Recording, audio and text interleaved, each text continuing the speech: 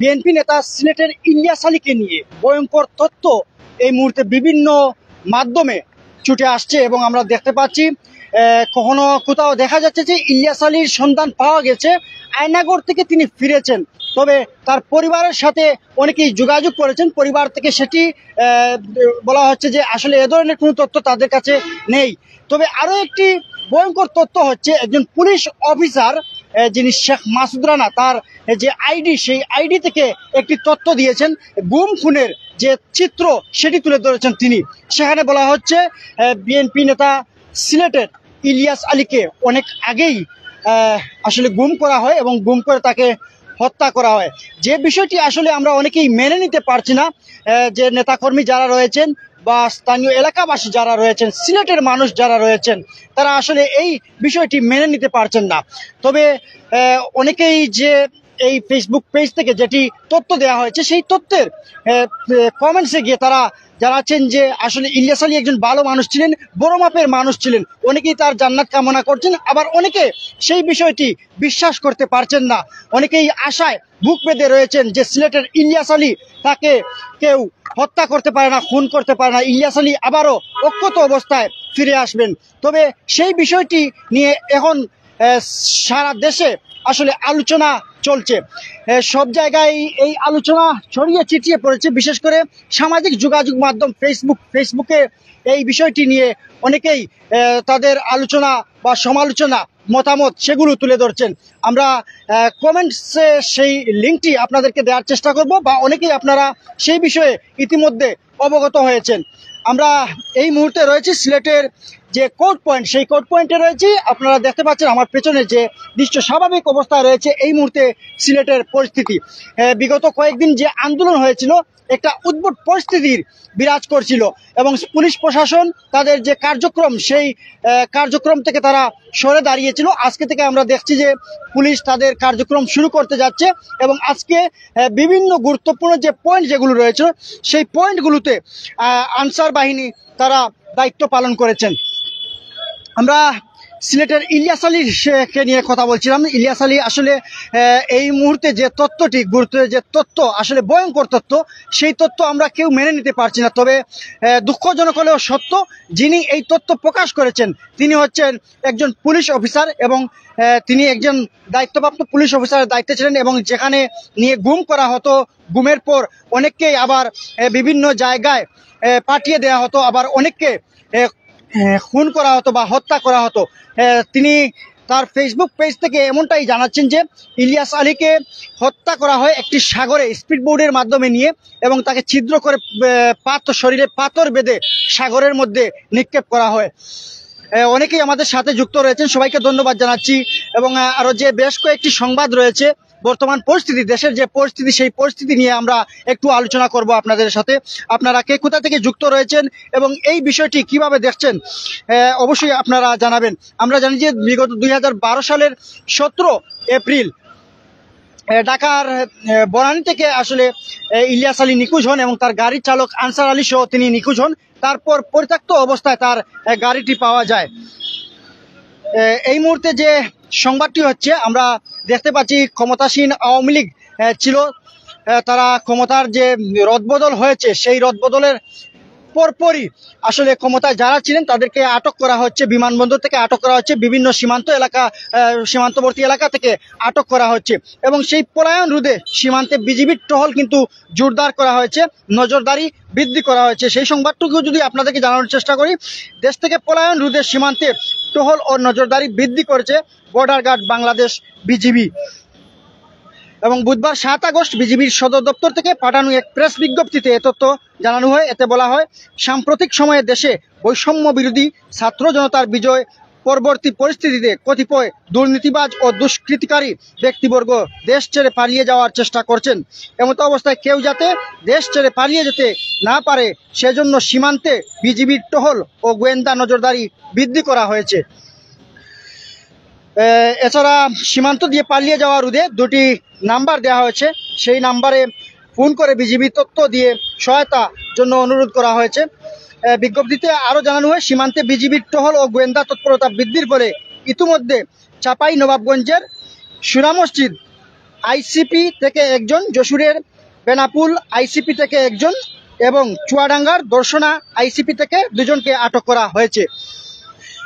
এই মুহূর্তে দেশের যে অবস্থা, সেই অবস্থা আসলে অনেকটাই ভালো অবস্থা। এবং আপনারা জানেন যে 15 সদস্য বিশিষ্ট একটি অন্তর্বর্তীকালীন সরকার গঠন করা হতে পারে আগামীকাল রাত 8টা বা 8:30টার দিকে, সেটি জানানো হয়েছে। এবং সেই অন্তর্বর্তীকালীন সরকারের প্রধান উপদেষ্টা হিসেবে থাকছেন ডক্টর ইউনূস, এবং তিনি ইতিমধ্যে দেশের উদ্দেশ্যে রওনা দিয়েছেন। আগামীকাল দুপুর 2:10 ঢাকা এয়ারপোর্টে তার আসার কথা এবং সেনা প্রধান তাকে রিসিভ করবেন, সেটি জানা গিয়েছে।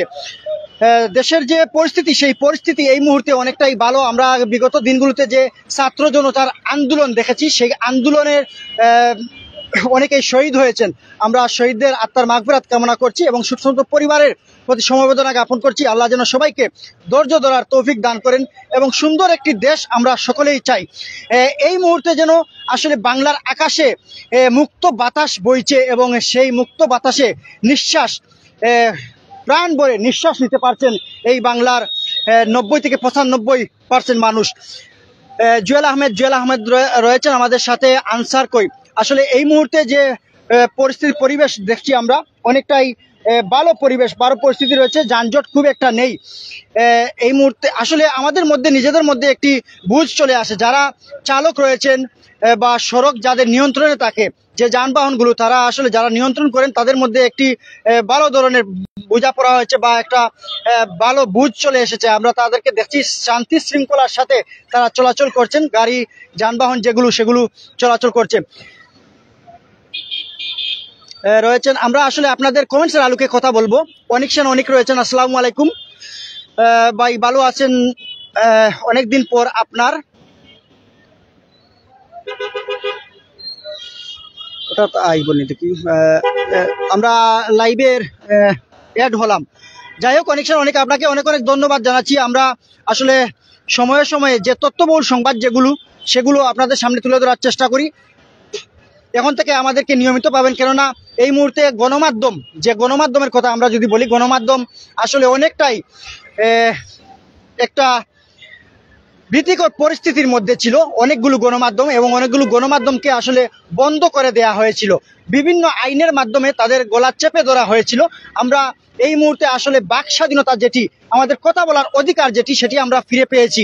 তবে এই মুহূর্তে বাংলার মানুষ যেটি মনে করছেন, তারা স্বাধীনতা অর্জন করেছেন এবং একটি কোটা সংস্কার আন্দোলনকে ঘিরে গোটা রাষ্ট্র যে সংস্কারের পথে চলে আসবে, এটি আসলে কেউ কল্পনা করতে পারেননি। এটি আসলে দীর্ঘদিন থেকে এই পরিক্রমার এই পথে মানুষজন হাঁটছিলেন, তবে হঠাৎ করে এই ধরনের একটি পর্যায়ে চলে আসবেন, সেটি আসলে কেউ কল্পনা করতে পারেনি। যাই হোক, মহান রব্বুল আলামিনের কাছে আমরা শুকরিয়া আদায় করছি। মহান রব্বুল আলামিন যেটি ভালো মনে করেছেন সেটি করেছেন। আমরা গত 5ই আগস্টে দেখেছি সাবেক প্রধানমন্ত্রী শেখ হাসিনা তিনি পদত্যাগ করেছেন এবং দেশ ছেড়েছেন। সেখানে তিনি প্রথম অবস্থায় ভারতে গিয়েছেন এবং ভারত তাকে কিছু সময়ের জন্য আশ্রয় দিয়েছে এবং আমরা পরবর্তী সময়ে জেনেছি যুক্তরাষ্ট্র তাকে তার ভিসা বাতিল করেছে। এ নিয়ে সংশয় দেখা দিয়েছে, আসলে শেখ হাসিনা কোথায় যাবেন, কোথায় গিয়ে তিনি রাজনৈতিক আশ্রয় চাবেন, সেটি আসলে এই মুহূর্তে দেশবাসী দেখছেন। আপনারা অনেকেই আমাদের সাথে রয়েছেন, আমরা আপনাদের কমেন্টসের আলোকে কথা বলার চেষ্টা করব। অনেকগুলো কমেন্টস আমরা মিস্টেক করছি, আমরা আন্তরিকভাবে দুঃখ প্রকাশ করে নিচ্ছি। ইলিয়াস আলীর কথা আবার বলেন মোহাম্মদ লুৎফুর রহমান।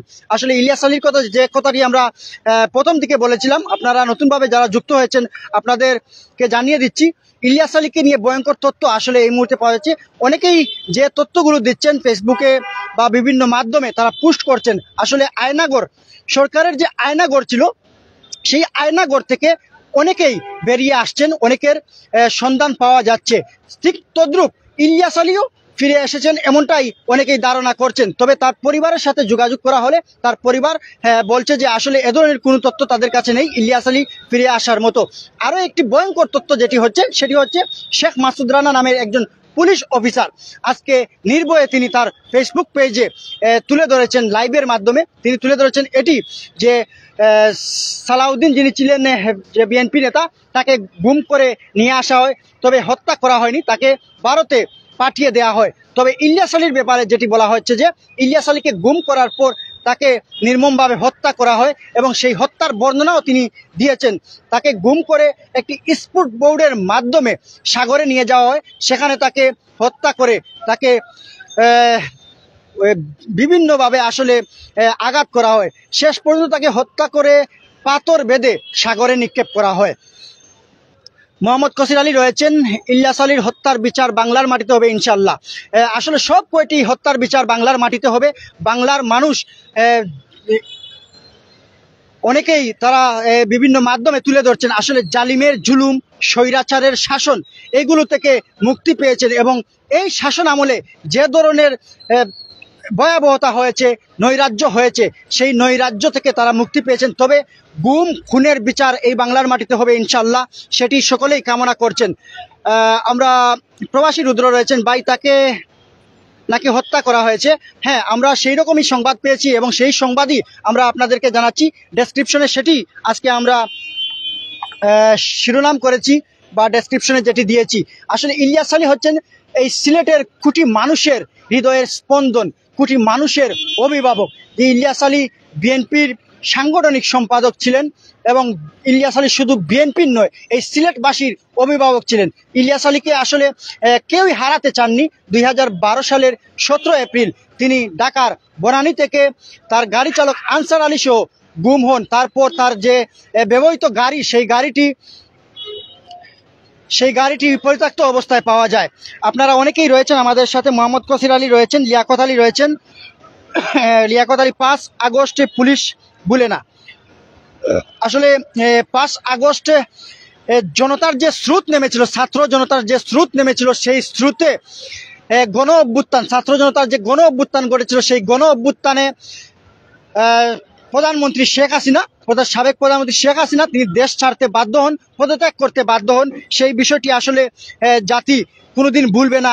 জাতির এই ক্রান্তি লগ্নে যারা এই যে বৈষম্য বিরোধী ছাত্র আন্দোলনে যারা সমন্বয়ক বা এই আন্দোলনে যারা সামিল হয়েছেন, তাদের কথা আসলে কোনোদিন কেউ ভুলবে না, স্বর্ণাক করে আসলে লেখা থাকবে। মোহাম্মদ লুৎফুর রহমান রয়েছেন আমাদের সাথে। ইলিয়াস আলী কথা জানতে চেয়েছিলেন, আমরা জানিয়ে দিয়েছি। মিল্টন দাস রয়েছেন। ইলিয়াস ভাই এসেছেন। ইলিয়াস ভাইকে আমরা আসলে সকলেই চাই। ইলিয়াস ভাইয়ের মতো মানুষের প্রয়োজন রয়েছে। ইলিয়াস ভাই আসলে গুম হয়েছেন, তবে খুন হতে পারেন না, সেটি আমরা মনে প্রাণে বিশ্বাস করি। আবারও ইলিয়াস আলী ফিরে আসবেন। যদিও কিছু কিছু এই যে হত্যা, খুন এগুলোর ঘটনা আসলে আমরা বাস্তব হলেও আসলে মেনে নিতে পারি না। তবে এই ধরনের একটি সংবাদ প্রচারিত হচ্ছে, ইলিয়াস আলীকে কিভাবে গুম করা হয়েছে, কিভাবে খুন করা হয়েছে, এবং যিনি বর্ণনা দিচ্ছেন তিনি হচ্ছেন একজন পুলিশ অফিসার।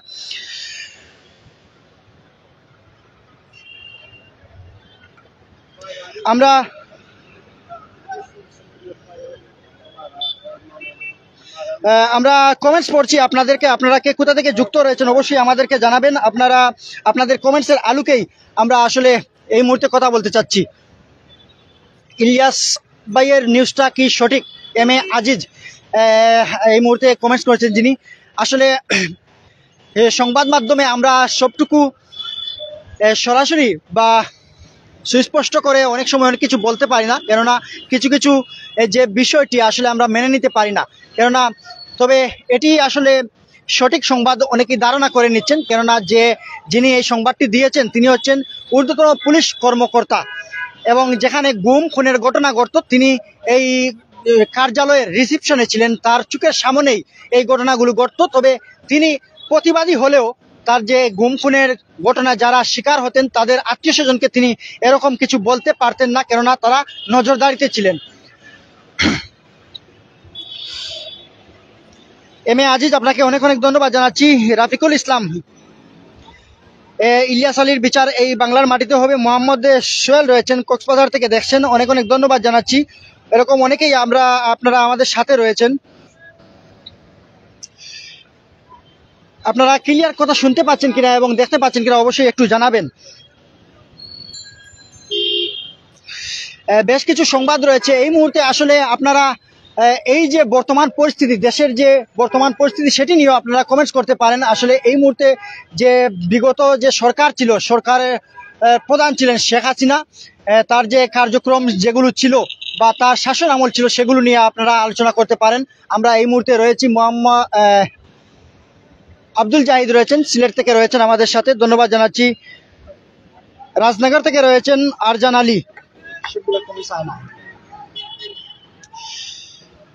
এবং যে অন্তর্বর্তীকালীন সরকার, সেই সরকারের প্রধান ডক্টর ইউনূস ইতিমধ্যে দেশে ফেরার পথে রয়েছেন। আগামীকাল দুপুর 2টা 10 মিনিটের দিকে তিনি ঢাকার আন্তর্জাতিক বিমানবন্দরে এসে পৌঁছাবেন এবং তাকে সেনাপ্রধান তিনি তাকে রিসিভ করবেন।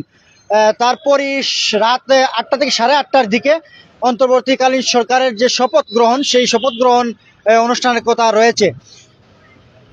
হাফিজ কারি বিলাল আহমেদ রয়েছেন। এখন কোথায় ইলিয়াস আলী ভাই? ইলিয়াস আলী ভাই, আসলে যে সংবাদটি আমরা জানিয়েছিলাম, ইলিয়াস আলীকে গুম করে খুন করা হয়েছে এবং সাগরে নিক্ষেপ করা হয়েছিল, সেটি জানানো হয়েছিল। ভাই, আমি গোলাপগঞ্জ থেকে দেখছি, এম এ আজিজ, ধন্যবাদ জানাচ্ছি আপনাকে। আমরা অনেকগুলো কমেন্টস মিস্টেক করছি, আমরা আন্তরিকভাবে দুঃখিত, তবে আমরা সেগুলো পরে নেওয়ার চেষ্টা করব। মোহাম্মদ সোহেল রয়েছেন, হাফিজ কারি বিলাল আহমেদ রয়েছেন, আব্দুল্লাহ আল মামুন রয়েছেন আমাদের সাথে, রোবেল ফরাজি রয়েছেন সৌদি আরব থেকে, সৈয়দ মিয়া রয়েছেন। গুজব নিউজ, কোন লিঙ্ক নাই ভিডিও বার্তা? আসলে আমরা লিঙ্ক দেওয়ার চেষ্টা করছি। আব্দুল জাহিদ রয়েছেন, শাহ আব্দুল শহীদ রয়েছেন, আরজান আলী রয়েছেন, মোহাম্মদ সোহেল, এম এ আজিজ, রাফিকুল ইসলাম, ইয়াসিন আহমেদ। আমরা খুবই মর্মাহত হয়েছি। আমরা বড় আশা করেছিলাম আয়নাগর থেকে আমাদের ইলিয়াস আলী ভাই ফিরে আসবেন, কিন্তু পুলিশ ভাইয়ের কথা শুনে খুবই কষ্ট ভেঙে পড়লাম। কি শুনছি এখন? মোহাম্মদ আশিকুর রহমান, একটি সংবাদ সূত্রে শুনলাম ডক্টর ইউনূস সাহেব 3 বছর মেয়াদে ক্ষমতায় আসছেন। আসলে সেরকম কোনো কিছু ঘটার সুযোগ নেই। অন্তর্বর্তীকালীন সরকার, আমরা জেনে থাকি যে আসলে 90 দিনের মধ্যে একটি নির্বাচন দেওয়ার কথা। যেহেতু দেশ এখন অনেকটাই বিশৃঙ্খলার মধ্যে রয়েছে, সেই হিসাবে অনেকেই যারা বিশিষ্টজন রয়েছেন তারা বলছেন যে আসলে এই 3 মাসের মধ্যে নির্বাচন দেওয়া সম্ভব নয়, আরো কিছু সময় দেওয়া গেলে ভালো হয়। সেই হিসাবে অনেকেই মনে করছেন যে 4 থেকে 5 মাস, 6 মাস এরকম সময় দেওয়া যায় কিনা। তবে বিএনপির মহাসচিব মির্জা ফখরুল ইসলাম আলমগীর তিনি বারবারই বলছেন যে 3 মাসের মধ্যে, অর্থাৎ 90 দিনের মধ্যে যাতে নির্বাচন দেওয়া হয়, সেই দাবিটুকু তারা করছেন। লিয়াকত আলী রয়েছেন আমাদের সাথে। হায় রে, কোন দিন হাসিনার প্রতি হত্যার বিচার হবে? আসলে সব গুম খুনের বিচার হবে। বেশ কিছু গণহত্যার ঘটনা ঘটেছে, যে বা যারা জড়িত রয়েছেন তাদেরকে বিচারের আওতায় নিয়ে আসা হবে এবং যেটুকু শাস্তি প্রদান করার আইনানুগভাবে তাদেরকে সেই রকম শাস্তি প্রদান করা হবে, আমরা সেই আশা করছি।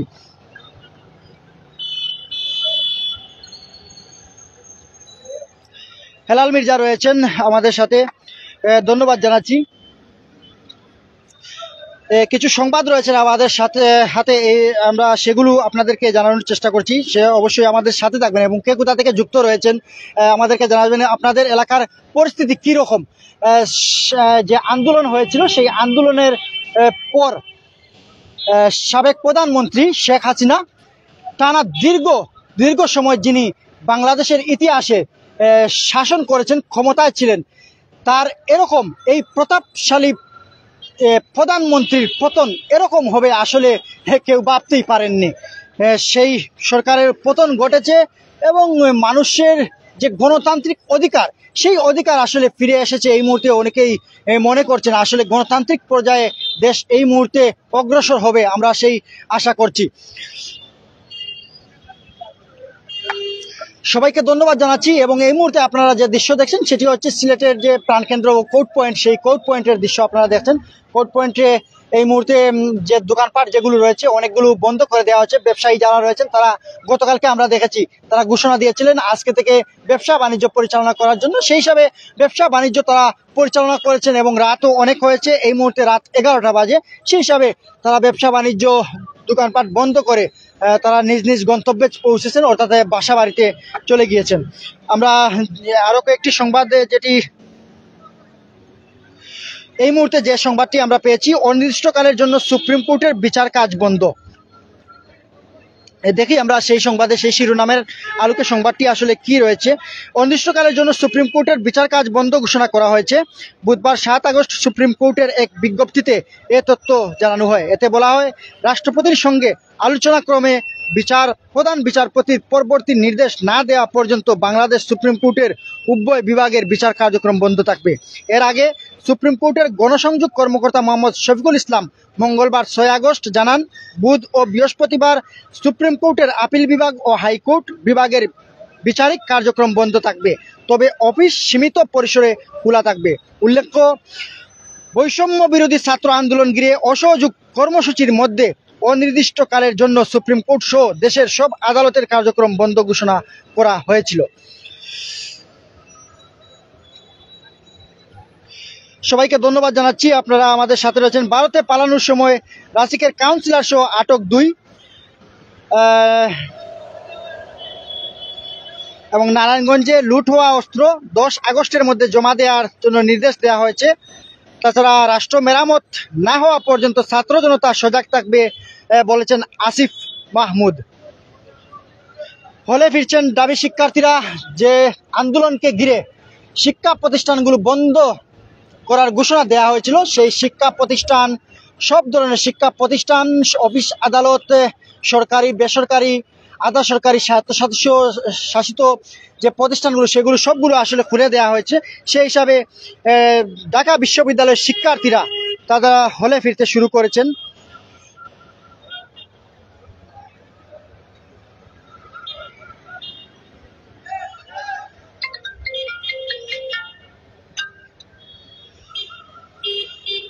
সবাইকে ধন্যবাদ জানাচ্ছি। প্রধানমন্ত্রী মুখ্য সচিবের নিয়োগ যেটি ছিল সেটি বাতিল করা হয়েছে। আসলে এই মুহূর্তে যেটি সংবাদ হচ্ছে সেটি হচ্ছে আসলে এই বাংলাদেশের যে অবস্থা, যে পরিস্থিতি, যে বাংলাদেশ কয়েকদিন আগে যে বাংলাদেশ আসলে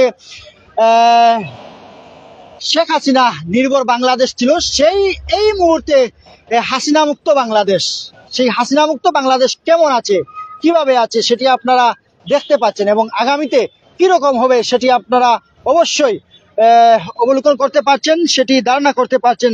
সুন্দর একটি পরিবেশ সৃষ্টি হোক, আমরা সেটি চাই। সেই পরিবেশের মাধ্যমে যে অন্তর্বর্তীকালীন সরকার যিনি আসবেন, যারা আসবেন তারা যেন সুন্দর একটি সুষ্ঠু অবাধ নিরপেক্ষ নির্বাচন দিতে পারেন এবং গণতান্ত্রিক প্রক্রিয়ায় একটি জনগণের সরকারের হাতে তারা ক্ষমতা হস্তান্তর করতে পারেন, আমরা সেই বিষয়টি আসলে চাই।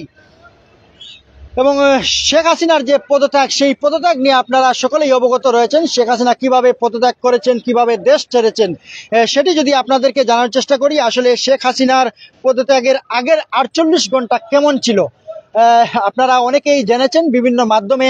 আবারও আমরা যদি একটু জানার চেষ্টা করি, হাসিনা বাংলাদেশ ছাড়ার আগের রাতে সেনাপ্রধান তার জেনারেলদের সাথে বৈঠক করেন। বৈঠকে বিক্ষুব্ধ জনতার উপর সেনাদের তরফ থেকে গুলি না ছোড়ার সিদ্ধান্ত হয়। এই আলোচনা সম্পর্কে জানেন এমন 2 জন সেনা কর্মকর্তা বার্তা সংস্থা রয়টার্সকে এই তথ্য জানিয়েছেন। এই ঘটনার পর জেনারেল ওয়াকারুজ্জামান, যিনি সেনা প্রধান, হাসিনার কার্যালয়ে গিয়ে তার সাথে দেখা করেন। এই বিষয়ে অবগত আছেন এমন একজন ভারতীয় কর্মকর্তা জানিয়েছেন, বাংলাদেশের সাবেক প্রধানমন্ত্রীকে সেনাপ্রধান জানান, সরকারের নির্দেশ অনুযায়ী সেনারা কারফিউ বাস্তবায়ন করতে অপারগতা প্রকাশ করেছে। হাসিনার প্রতি সেনাবাহিনীর আর কোনো সমর্থন নেই, এটি তখন পরিষ্কার হয়ে যায় বলে জানান ওই কর্মকর্তা। রয়টার্স জানিয়েছে, মোট 10 জনের সাথে কথা বলে তারা হাসিনার পদত্যাগের আগের 48 ঘন্টার তথ্য নেয়ার চেষ্টা করেছেন। এর মধ্যে 4 জন বর্তমান সেনা কর্মকর্তা ঘটনা সম্পর্কে জানেন এমন 2 জন রয়েছেন। এই ব্যক্তিরা তাদের নিরাপত্তার জন্য নাম প্রকাশ করতে চাননি বলে জানিয়েছে রয়টার্স। রয়টার্স বলেছে, বৈবাহিক সূত্রে ওয়াকুরুজ্জামান হাসিনার আত্মীয় হলেও শনিবারই তিনি বাংলাদেশের সাবেক প্রধানমন্ত্রীর উপর থেকে তার সমর্থন তুলে নেয়ার আভাস দেন। সেদিন কয়েকশো সেনা কর্মকর্তার উদ্দেশ্যে ওয়াকারুজ্জামান বক্তব্য রাখেন। মানুষের জীবন রক্ষার নির্দেশ দিয়ে কর্মকর্তাদের ধৈর্য বজায় রাখার আহ্বান জানান তিনি। সেনাবাহিনী সহিংস বিক্ষোভকে জোরপূর্বক দমন করবে না প্রথমবারের মতো এই আভাস মেলে। সেনাপ্রধান হাসিনার উপর থেকে সমর্থন তুলে নেয়ার বিষয়টি জনসম্মুখে প্রকাশ করেননি। তবে বিক্ষোভে অন্তত 241 জনের মৃত্যুর পর তার পক্ষে হাসিনাকে সমর্থন দেয়া অসম্ভব হয়ে পড়ে বলে রয়টার্সকে সাবেক 3 জন সেনা কর্মকর্তা মত দেন।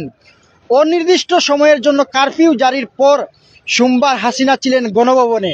এক পর্যায়ে ঢাকার রাস্তায় বিক্ষোভকারীদের জনস্রোত নামে। পরিস্থিতি নিয়ন্ত্রণের বাইরে চলে যাওয়ায় 76 বছর বয়সী আওয়ামী লীগ নেত্রী শেখ হাসিনা দেশ ছেড়ে চলে যাওয়ার সিদ্ধান্ত নেন বলে কর্মকর্তাদের বরাতে রয়টার্স জানিয়েছে। হাসিনা ও তার বোন শেখ রেহানার আলোচনার পর একসাথে ভারতে চলে যাওয়ার সিদ্ধান্ত নেন। ভারতের পররাষ্ট্রমন্ত্রী এস জয়শঙ্কর মঙ্গলবার ভারতের পার্লামেন্টে জানান, বাংলাদেশের এই সমস্যা আলোচনার মাধ্যমে সমাধান করতে দেশটির বিভিন্ন রাজনৈতিক দলকে জুলাই থেকেই বলে আসছিল দিল্লি। তিনি বলেন, নিরাপত্তা সংস্থাগুলোর প্রধানদের সঙ্গে বৈঠকের পর হাসিনা সোমবার পদত্যাগের সিদ্ধান্ত নেন। তিনি জানান, খুব অল্প সময়ের মধ্যে তিনি ভারতে আসার অনুমোদনের জন্য অনুরোধ জানান।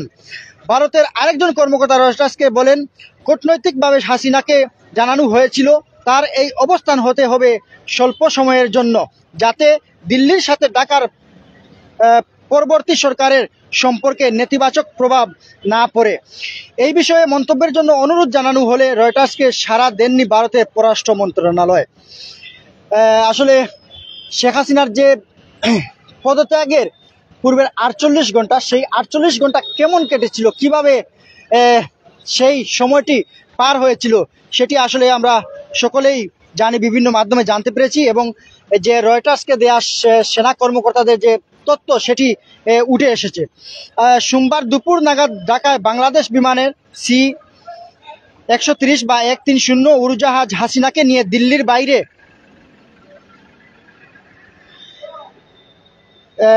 বাইরে হিন্ডন বিমান ঘাঁটিতে অবতরণ করে। সেখানে তিনি ভারতের নিরাপত্তা উপদেষ্টা অজিত দোভালের সাথে সাক্ষাৎ করেন। গত 30 বছরের মধ্যে 20 বছরই বাংলাদেশের প্রধানমন্ত্রী ছিলেন শেখ হাসিনা। গত 1.5 দশকের টানা শাসনামলে হাসিনা সরকারের বিরুদ্ধে বিরোধী মত দমন, বিচার বহির্ভূত হত্যা, গুম সহ নানান অভিযোগ রয়েছে। বিরোধীদের বয়কট ও কয়েক হাজার নেতাকর্মীকে গ্রেফতার করে জানুয়ারিতে চতুর্থবারের মতো ক্ষমতায় আসে তার আওয়ামী লীগ সরকার। আসলে এই মুহূর্তে আওয়ামী লীগ সরকারের অবস্থান কি রকম, সেটি আসলে আপনারা সকলেই জানেন। শেখ হাসিনা পদত্যাগ করে যখন পালিয়ে যান, তখন থেকেই আসলে আওয়ামী লীগের যে শীর্ষস্থানীয় নেতাকর্মী যারা রয়েছেন, তাদের বাড়িঘরে হামলার ঘটনা ঘটেছে, অগ্নিসংযোগের ঘটনা ঘটেছে। এবং যারা নিম্ন পর্যায়ের যারা এই কর্মী যারা রয়েছেন, নেতা যারা রয়েছেন, তারা ভারতের বাংলাদেশ সীমান্ত দিয়ে ভারতে পালিয়ে যাওয়ার চেষ্টা করেন। অনেকে আটক করা হয়েছে। বিশেষ করে কয়েকজন মন্ত্রীকে বিমানবন্দরে আটক করা হয় এবং তাদেরকে সেনাবাহিনী তাদের জিম্মায় নিয়ে যায়। তো এই অবস্থা এই মুহূর্তে দেশের আপনারা অনেকেই রয়েছেন, হেডলাইনে দিলেন কি আর এইসব বলছেন কি, পুরাতন কথা কি আপনার কাছে শুনতে চেয়েছি, এইসব বিশ্বাস ভেঙে যাবে। ধন্যবাদ আপনাকে, অনেক অনেক ধন্যবাদ পরামর্শমূলক একটি কমেন্টস করার জন্য। খায়রুল ইসলাম লিটন, আসলে আমরা ইলিয়াস আলীকে নিয়ে যে সংবাদ করেছি, অর্থাৎ প্রথম দিকে লাইভের শুরুতে আমরা এসে এই কথাটি জানিয়েছিলাম, এবং পরবর্তী সময়ে আমরা যে আপডেট যে সংবাদ যেগুলো রয়েছে আপনাদের অবগতির জন্য এবং আপনাদের জানার স্বার্থেই আমরা যতটুকু জানি আপনাদেরকে জানানোর চেষ্টা করছি। অবশ্যই লাইভটি শেষ হওয়ার পরপরই আপনারা সেই সংবাদটুকু জেনে নেবেন। তবুও আপনাদেরকে যারা এই মুহূর্তে লাইভে যুক্ত হয়েছেন, এই ডেসক্রিপশন দেখে বা শিরোনাম দেখে আপনাদেরকে জানিয়ে রাখতে চাই যে ইলিয়াস আলীর ব্যাপারে, বিএনপি নেতা ইলিয়াস আলী, আমাদের সিলেটের ইলিয়াস আলী, তিনি গুম হয়েছিলেন 2012 সালের 17 এপ্রিল। তার গাড়ি চালক আনসার আলী সহ গুম হয়েছিলেন এবং পরবর্তী সময়ে তার পরিত্যক্ত অবস্থায় তার ব্যবহৃত গাড়িটি পাওয়া যায়। তবে গুমের যে ঘটনা এবং সেই গুম থেকে ভয়ঙ্কর যে তথ্য এসেছে এই মুহূর্তে, সেটি হচ্ছে ঊর্ধ্বতন কর্মকর্তা ছিলেন পুলিশের এই কর্মকর্তা, যিনি শেখ মাসুদ রানা, তার ফেসবুক থেকে তিনি জানিয়েছেন যে গুম খুনের যে ঘটনা রয়েছে সেই ঘটনাগুলো বেশ কিছু গুম খুনের ঘটনা তিনি তুলে ধরেছেন। এর মধ্যে ইলিয়াস আলীকে নিয়ে তিনি একটি কথা বলেছেন। সেখানে বলা হয়েছে ইলিয়াস আলীকে গুম করা হয় এবং তাকে নৃশংসভাবে হত্যা করা হয়, খুন করা হয় এবং তার লাশ তার শরীরে পাথর বেঁধে একটি সাগরের মধ্যে ফেলে দেওয়া হয়। আসলে খুবই দুঃখজনক এই ঘটনাটি, আমরা আসলে কোনোভাবেই মেনে নিতে পারছি না এই ধরনের ঘটনা। সিলেটের ইলিয়াস আলী অক্ষত অবস্থায় ফিরে আসবেন, এখনো সিলেটের মানুষ, কোটি মানুষ হৃদয়ে এবং তারা মনে প্রাণে আশায় বুক বেঁধে রেখেছেন সিলেটের ইলিয়াস আলী ফিরে আসবেন। কেননা সাবেক প্রধানমন্ত্রীর যে সরকার ছিল সেই সরকারের আমলে অনেক গুম হয়েছে। সেই সরকারের আমলে ইলিয়াস আলী গুম হয়েছিলেন, সেই গুমের পর তাকে পাওয়া যাচ্ছে না 2012 সালের 17 এপ্রিল থেকে। তারপর থেকেই এই নিখোঁজ ইলিয়াস আলীর সন্ধান চেয়ে, সেই নিখোঁজ ইলিয়াস আলীকে ফেরত চেয়ে তার পরিবার এবং বিএনপি রাজনৈতিক দল এবং সিলেটের মানুষ দাবি করে আসছিলেন, মানববন্ধন করেছেন, মিছিল মিটিং করেছেন। ইলিয়াস আলী গুম হওয়ার, নিখোঁজ হওয়ার পর অনেকেই প্রাণ দিয়েছেন। সিলেটের বিশ্বনাথের ইলিয়াস আলী, বিশ্বনাথে তখন রক্তক্ষয়ী সংঘর্ষের ঘটনা ঘটেছে। যুবকরা, তরুণরা ইলিয়াস আলীর জন্য প্রাণ দিয়েছিলেন। যে ইলিয়াস আলীর জন্য মানুষজন প্রাণ দিতে পারে, রক্ত দিতে পারে, সেই ইলিয়াস আলীকে এভাবে গুম হতে হবে, খুন হতে হবে, সেটি আসলে কেউ ভাবতে পারেনি। এখনো সেই ভাবনা কারো মাথায় আসতে পারে না। যদিও দুঃখজনক হলেও সত্য, এই পুলিশ কর্মকর্তার যে বক্তব্য সেটি অনেকেই সত্য এবং তথ্যবহুল এই সংবাদ মনে করছেন এবং ইলিয়াস আলী নেই সেটি মনে প্রাণে আসলে বিশ্বাস না করলে তারা সেটি মানতে বাধ্য হচ্ছেন। কেননা একজন কর্মকর্তা তিনি নির্ভয়ে আজকে অকপটে তিনি সেই তথ্যটুকু তুলে ধরেছেন। সেই হিসাবে আসলে অনেকেই দুঃখ প্রকাশ করছেন, ইলিয়াস আলীর জন্য জান্নাত কামনা করছেন, ইলিয়াস আলীর বিচার চেয়ে অনেকেই পোস্ট করছেন এবং বিভিন্ন মাধ্যমে জানান দিচ্ছেন এবং বাংলার জমিনে, বাংলার মাটিতে সকল গুম খুনের বিচার হবে সেটি আশা করছেন।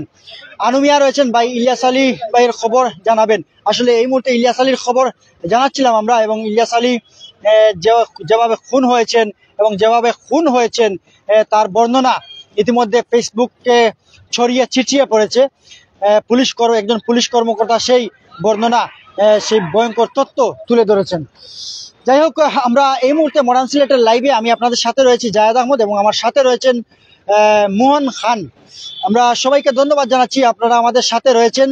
সিলেট এই মুহূর্তে সিলেটের যে পরিস্থিতি, এই কয়েকদিন থেকে পরিস্থিতি আসলে সময়ে সময়ে পরিস্থিতি স্বাভাবিক হতে চলেছে। যে উদ্ভট একটি পরিস্থিতি সৃষ্টি হয়েছিল, সাবেক প্রধানমন্ত্রীর পদত্যাগ এবং দেশ ছাড়ার পর যে ঘটনাগুলো ঘটেছিল, সেই ঘটনাগুলো আসলে ছাত্র জনতা তারা করেনি এবং কোনো রাজনৈতিক দলের নেতাকর্মীরা সেটি করেনি, দুষ্কৃতিকারীরা করেছে, সন্ত্রাসীরা করেছে এবং তাদেরকে চিহ্নিত করে আইনের আওতায় নিয়ে আসা হবে, সেটি সুশীল সমাজের কাছ থেকে দাবি জানানো হচ্ছে, বিভিন্ন রাজনৈতিক দল থেকে জানানো হচ্ছে। আসলে এই ধরনের কার্যকলাপ, এই ধরনের লুটপাট, এই ধরনের ভাঙচুর, অগ্নিসংযোগ কোনো সুশীল সমাজ করতে পারে না। যে ছাত্র জনতা, যে ছাত্র সমাজ আন্দোলন করে একটি সুন্দর দেশ গঠনের লক্ষ্যে তারা এই মুহূর্তে দেশের যে ভাবমূর্তি বা দেশের যে অবস্থায় নিয়ে এসেছেন, সেই ছাত্র সমাজ কখনো আশা করেন না যে এই বাংলার জমিনে কোনো লুটপাট হোক, কোনো ভাঙচুর হোক, অগ্নিসংযোগ হোক। সেই হিসাবে যারা আসলে লুটপাট করছেন, অগ্নিসংযোগ করছেন, ভাঙচুর করছেন, তাদের প্রতি আহ্বান, তাদের এই সন্ত্রাসী কার্যকলাপ থেকে তারা ফিরে আসুক। কেননা কোনো সভ্য সমাজ, কোনো সুশীল সমাজ এই ধরনের কার্যকলাপে অংশগ্রহণ করতে পারে না।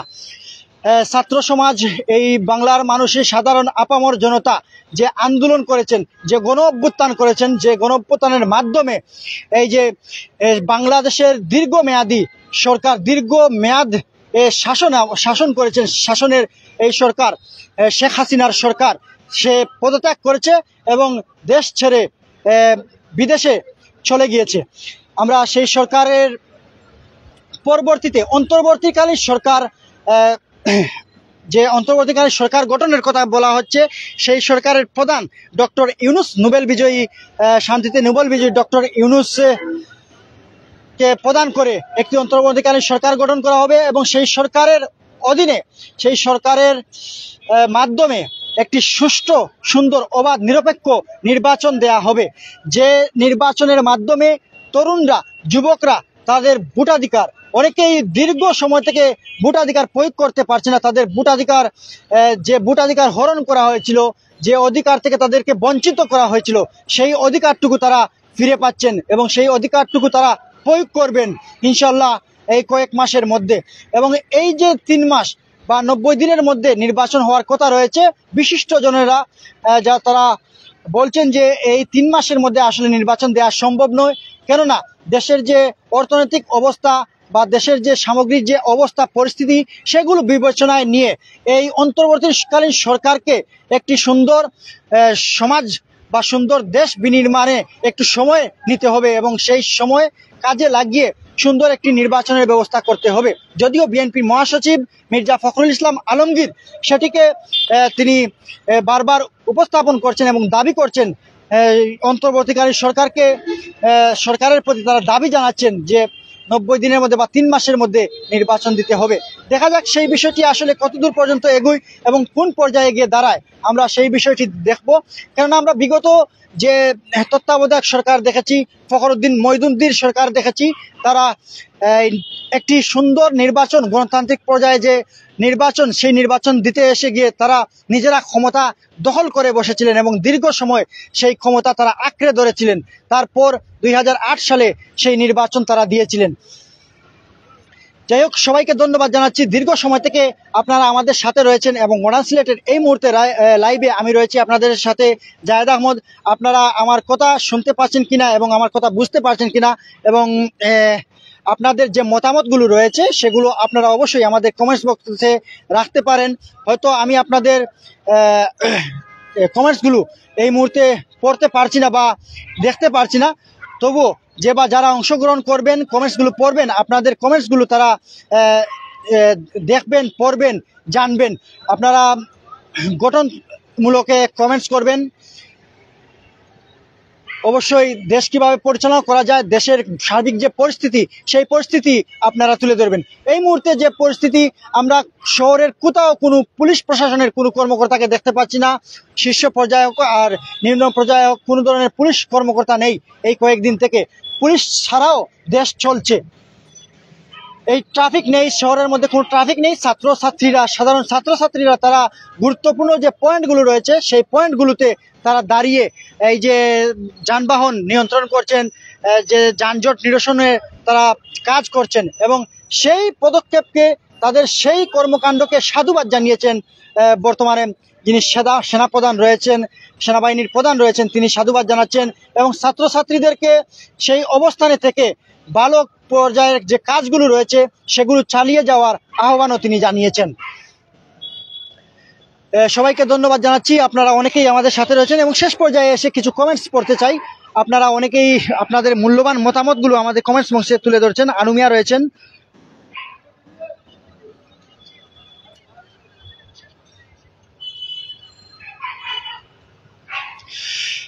রয়েছেন, সেলিম আহমেদ রয়েছেন, শহীদ আহমেদ রয়েছেন, আমির আলী, খাইরুল ইসলাম লিটন রয়েছেন,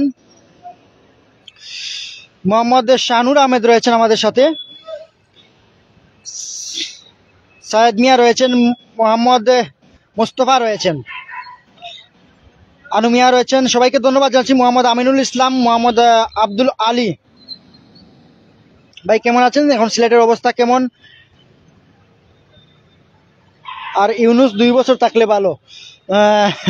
আসলে আপনারা মতামত দিচ্ছেন, কমেন্টস বক্সে তুলে ধরতে পারেন, আপনাদের মতামতগুলো তুলে ধরেন এবং যারা রয়েছেন আমাদের শুভাকাঙ্ক্ষী, যারা রয়েছেন আমাদের ফলোয়ার্স, যারা রয়েছেন মডার্ন সিলেট পরিবারের সদস্য যারা রয়েছেন, তারা অবশ্যই আপনাদেরকে কমেন্টসের রিপ্লাই দিবেন, আপনারা একে অন্যের কমেন্টসের রিপ্লাই দিবেন সেটি আশা করছি। আব্দুল বাকি রয়েছেন আমাদের সাথে, নুরুল ইসলাম, সামিয়া আক্তার সাথী, মোহাম্মদ শরীফুদ্দিন, সজীব চৌধুরী, মোহাম্মদ শরীফুদ্দিন, মোহাম্মদ সোহেল, হাসান আহমেদ, হাফিজ কারি, বিলাল আহমেদ রয়েছেন, শাহিন আহমেদ রয়েছেন, RSP ইমরান রয়েছেন, শাহ মুয়াজ্জেম হুসাইন ডালিম রয়েছেন এবং তিনি একটি লিংক দিয়েছেন কমেন্টসে। আসলে আমরা যে ডেসক্রিপশন যেটি দিয়েছি, শিরোনাম যেটি দিয়েছি, হয়তো সেই আলোকেই তেমন কিছু থাকতে পারে সেই লিঙ্কে। ইলিয়াস আলীকে নিয়ে আমরা যে শিরোনাম দিয়েছি, সেই ইলিয়াস আলীর বিষয়ে যে ভিডিও ফুটেজ, সেই ভিডিও ফুটেজের লিঙ্ক হয়তো সম্ভবত এটি। এবং তুইন আহমেদ রয়েছেন, মোহাম্মদ সোহেল রয়েছেন, হাফিজ কারি বিলাল আহমেদ রয়েছেন, MA আজিজ, আবদুল্লাহ আল মামুন, রুবেল ফরাজি রয়েছেন, সৈয়দ মিয়া আব্দুল জাহিদ, শাহ আব্দুল শহীদ, আরজান আলী, রফিকুল ইসলাম, ইয়াসিন আহমেদ, মোহাম্মদ আশিকুর রহমান, লিয়াকত আলী, মোহাম্মদ কসির আলী, লিয়াকত আলী, মোহাম্মদ লুৎফুর রহমান, মিল্টন দাস, এনামুল হাসান, প্রবাসী রুদ্র, হেলাল মির্জা রয়েছেন, লিয়াকত আলী রয়েছেন, এনামুল হাসান,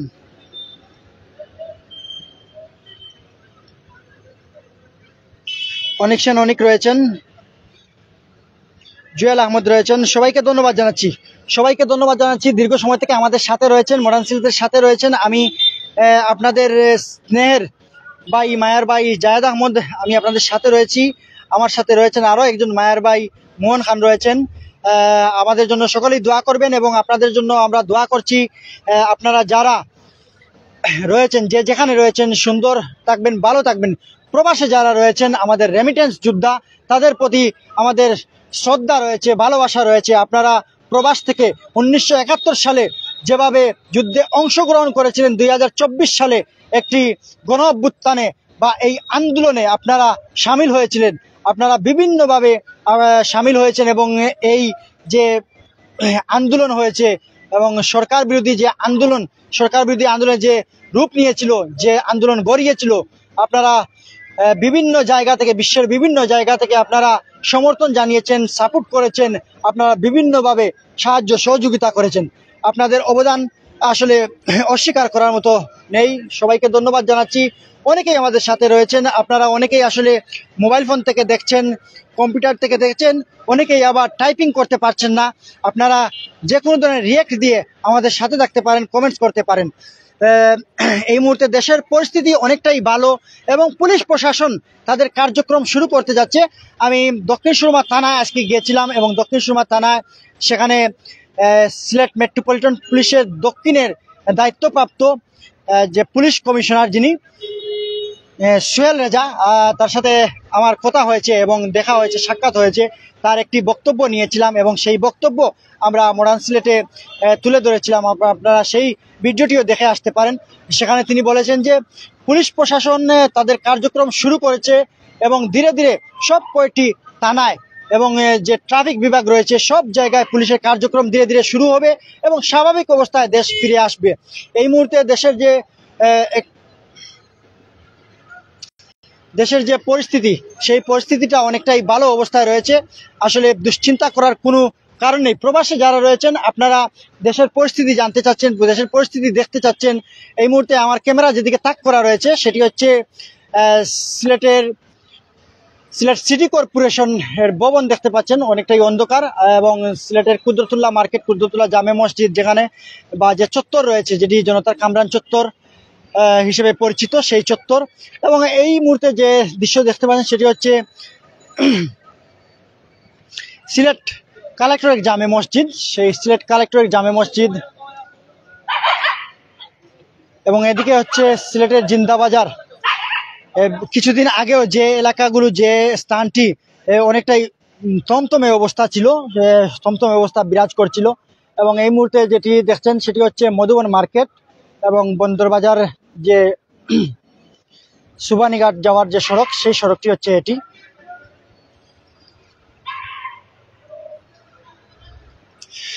যাই হোক, সবাইকে ধন্যবাদ জানাচ্ছি। এই মুহূর্তে যে আপনারা যে বাংলাদেশে বাস করছেন, যে বাংলাদেশ উপভোগ করছেন, সেই বাংলাদেশে সবাইকে স্বাগত জানাচ্ছি।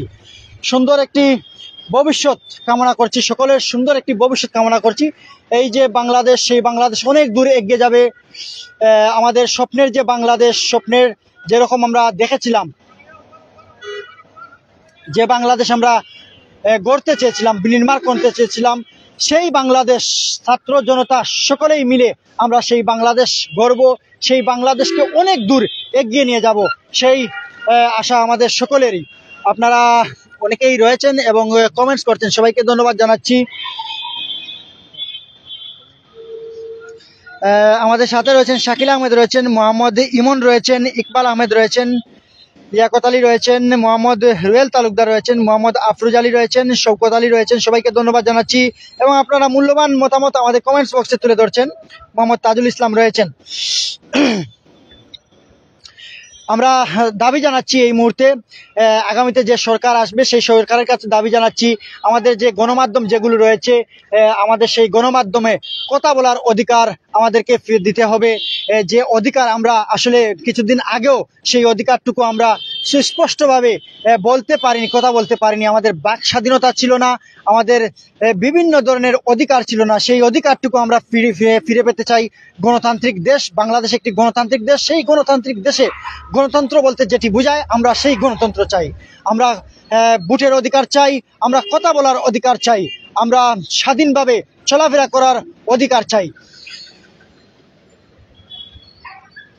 এবং সেই অধিকার থেকে আমাদেরকে যাতে আর বঞ্চিত করা না হয় আমরা সেটুকুই আমরা সকলের কাছে আশা করছি। এবং ছাত্র সমাজ যেভাবে যে ভূমিকা রেখেছে, আসলে ছাত্র সমাজের কথা বারবারই বলছি, ছাত্র সমাজ যে ভূমিকা রেখেছে এবং ছাত্র সমাজের বৈষম্য বিরোধী যে ছাত্র আন্দোলন শুরু হয়েছিল, সেই ছাত্র আন্দোলনে আমরা দেখেছি যারা সমন্বয়ক ছিলেন তারা বলিষ্ঠ ভূমিকা রেখেছিলেন এবং তাদের এই বলিষ্ঠ ভূমিকার কারণে আমরা এই ধরনের স্টেপ বাই স্টেপ যে পদক্ষেপগুলো রয়েছিল সেই পদক্ষেপগুলো আমরা দেখেছি এবং তাদের যেই কর্মসূচি, তাদের সেই চিন্তা ভাবনা, চিন্তা চেতনা, সেগুলো অক্ষত থাকবে, অক্ষুণ্ণ থাকবে এবং তাদের যে কার্যকর ভূমিকা, সেই ভূমিকা তারা এখন পর্যন্ত অব্যাহত রেখেছেন এবং তাদের সমন্বয়কদের অনেকেই বলছেন যে আসলে কাঙ্ক্ষিত লক্ষ্যে না পৌঁছা পর্যন্ত আমরা মাঠে থাকবো। আসলে আমাদেরকে মাঠে থাকতে হবে, এই ছাত্র সমাজকে মাঠে থাকতে হবে। তারা হচ্ছেন আগামী দিনের ভবিষ্যৎ, আগামী প্রজন্মের কাণ্ডারি। সেই ছাত্র সমাজকে আমরা লালন করব, পালন করব, তাদেরকে সুন্দর একটি সমাজ এবং সুন্দর একটি শিক্ষা ব্যবস্থা উপহার দেব এবং শিক্ষা ব্যবস্থা, সেই শিক্ষা ব্যবস্থা এই মুহূর্তে চালু হয়ে গিয়েছে। যে শিক্ষা ব্যবস্থা কয়েকদিন আগেও আসলে ধ্বংসের দিকে চলে গিয়েছিল, বিপর্যস্ত হয়ে গিয়েছিল, সেই শিক্ষা ব্যবস্থা অনেকটাই উন্নতির দিকে। শিক্ষা প্রতিষ্ঠানগুলো খুলে দেওয়া হয়েছে এবং একটু আগে আমরা যে সংবাদটি পেয়েছিলাম, ঢাকা বিশ্ববিদ্যালয়ের হলে ফিরতে শুরু করেছেন শিক্ষার্থীরা। আমরা বিদায় নেব, বিদায় নেওয়ার আগে আপনাদেরকে দেখছিলাম এবং আপনাদের কথাই বলছিলাম এবং সিলেটের কোড পয়েন্ট দেখাচ্ছিলাম। তার আগে আবারও একবার ক্যামেরার সামনে আসতে চাই এবং ক্যামেরার সামনে এসে আপনাদের কাছ থেকে বিদায় নিতে চাচ্ছি। ভালো আছেন?